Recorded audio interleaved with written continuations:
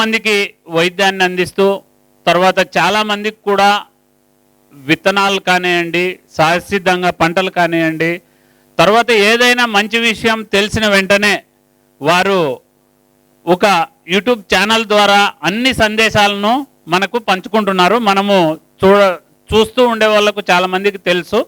కాబట్టి ముఖ్యంగా ఇప్పుడు కేకే హాస్పిటల్ ప్రముఖ వైద్యులు వారిని ప్రసంగించవలసిందిగా కోరుతున్నాను. వేదిక మీద అలంకరించిన పెద్దలందరికీ, మరి ఇక్కడికి వచ్చేసినటువంటి రైతులందరికీ నమస్కరించి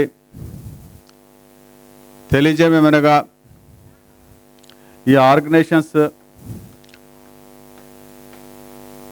చాలా ఆర్గనైజేషన్స్ కలిసి ప్రజలను ఆరోగ్యం కాపాడుకోవాలని చెప్పి, అదేవిధంగా రైతుల్లో మార్పు తీసుకురావాలని చెప్పేసి కొత్తగా విధానాలు ఏదైతే వచ్చినాయో పంట పండించడానికి తక్కువ ఖర్చుతో ఎక్కువ రాబడి,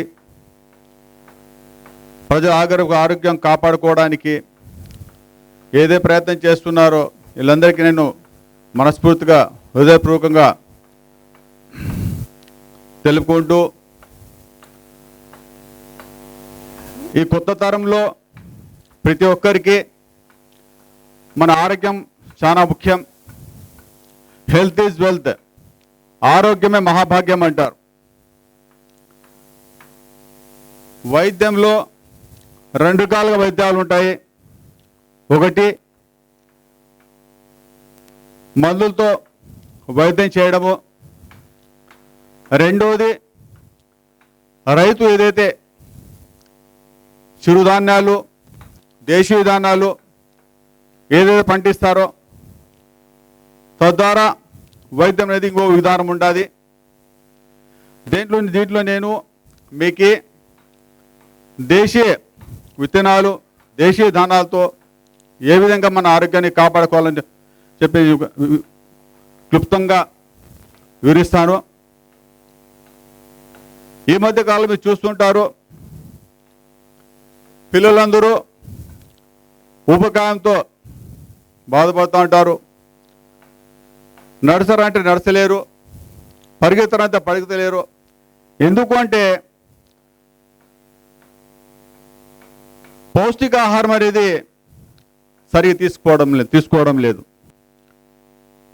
ఎక్కడ బయట పోయినా కానీ ఆ పానీపూరి తిందాము, ఆ చికెన్ పకోడా తిందాము, పిజ్జాలు తిందాము. ఇదంతా ఏం చేస్తుంది?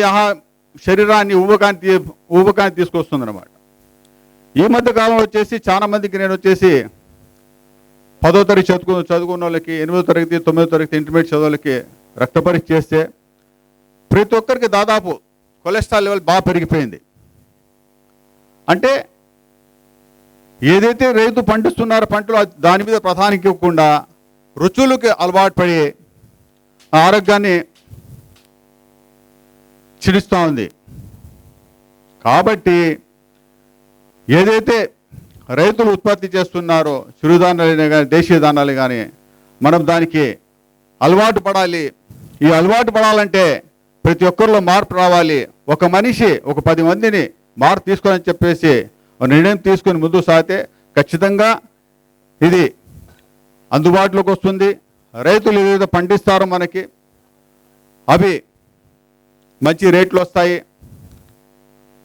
ఇప్పటివరకు మన సైంటిస్టులు తర్వాత ఆర్గనైజేషన్స్ ఎవరైతే నిర్వహిస్తున్నారో వీళ్ళందరూ వచ్చేసి చిరుధాన్యాల గురించి, దేశీయ ధాన్యాల గురించి క్లుప్తంగా చెప్పినారు.